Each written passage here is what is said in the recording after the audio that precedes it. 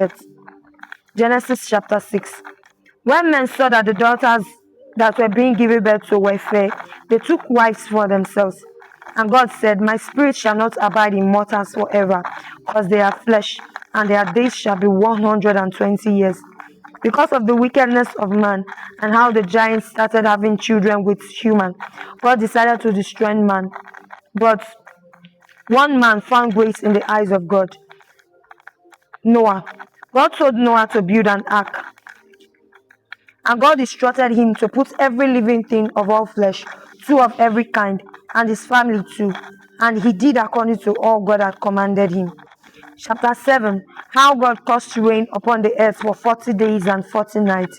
And when Noah was already 600 years old, Noah and his family went in, and his sons and his wives, and every other thing that God had commanded him to put in the ark. And the flood was 40 days upon the earth, and all flesh died. Every living thing, substance was destroyed. Noah only remained alive, and they that were with him in the ark. In chapter 8, the book is talking about how the flood ended, and how Noah sent a raven to check if there's still water on the surface of the earth twice. And for confirmation, he later sent a dove who did not return, and God spoke to Noah to come out of the ark and every other living creature inside. Noah built an altar unto the Lord, where he offered burnt offering, and the smell went up as sweet savour, and God said he will not curse the earth again. In chapter 9, God blessed Noah and gave him authority over all the things that moves on the earth. He also made a covenant with Noah and his children that there will be no more flood to destroy the earth. In this chapter also, Canaan was cursed by his father for seeing his father's nakedness. And after the flood, Noah lived 950 years and he died. In chapter 10, this chapter tells us about the generation of Noah and how the families of the sons of Noah, according to the genealogies in the nations, and from these nations spread abroad on the earth after the flood. Chapter 11, they all decided in the land of Shinar to build a tower to reach the heavens, of which they almost achieved because of unity and understanding. God decided to confuse their language, and they scattered abroad. They could not complete the building of the tower, which was later called Babel, because the Lord confused them. In this chapter, we also have the descendants of Shem and also the descendants of Terah, who was the father of Abram, Nahor, and Haran. Haran was the father of Lot. Abram and Nahor took wives. Abram's wife was Sarai, and Nahor's wife was Milcah. In chapter 12, we were told how God instructed Abram to leave his country to a land where he would show Abram.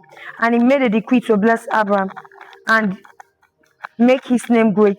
At age 75, Abram took his wife, his brother's son, and went to Canaan. Abram told his wife as they were about to enter into Egypt that when the Egyptians finds out that she is the wife, they will kill him. And it came to pass, the Egyptians and Pharaoh's princes saw her and commended her before Pharaoh. And Pharaoh took her, and because of this, the Lord paralyzed his hands.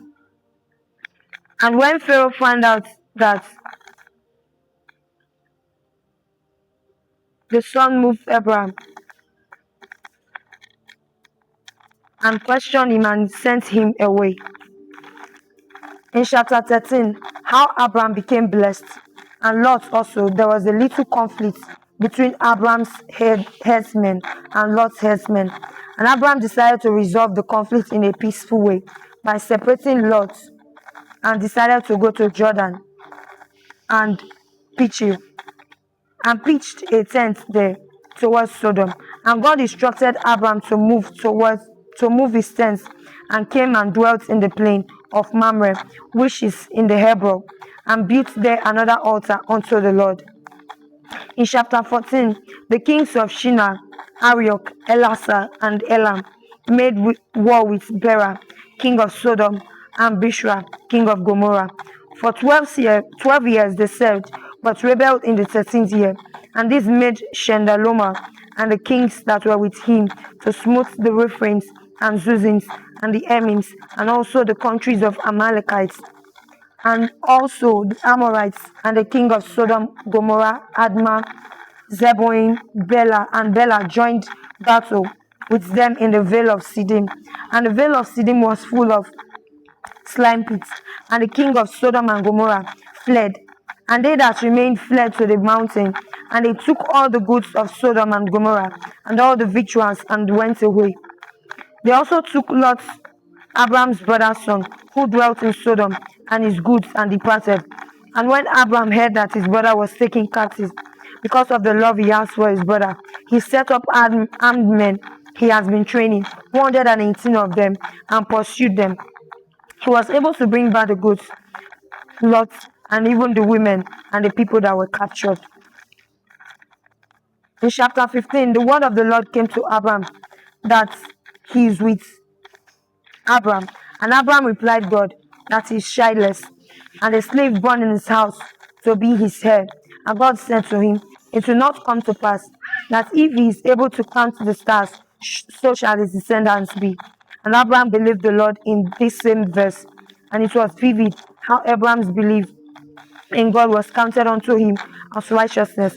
And God made a covenant with Abraham by giving his descendants the land from the river of Egypt to the great river of the Euphrates, and also to the land of the Canaanites, the Kenizzites, the Cadmonites, the Hittites, the Perizzites, the Rephaims, the Amorites, the Canaanites, the Girgashites, and the Jebusites. In chapter 16, the wife of Abraham could no longer accept the fact that she couldn't give her husband the children. She decided to give her maid to her husband as a wife. And when the maid Hagar conceived, she began to despise Sarai, and Sarai decided to flee from her face and from the face of her maid.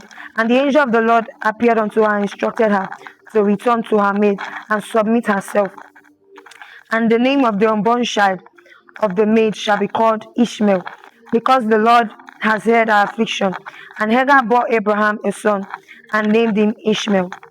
In chapter 17, God made a covenant with Abraham that he will multiply Abraham exceedingly, and he shall be a father of many nations. His name shall no longer be Abraham, he shall be called Abraham, and he shall give unto Abraham his children and the land of Canaan, and every male child amongst them shall be circumcised after 8 days. God also told Abraham that as for his wife Sarai shall no longer be called Sarai but Sarah. He will also bless Sarah and give her a son, and the son shall be called Isaac.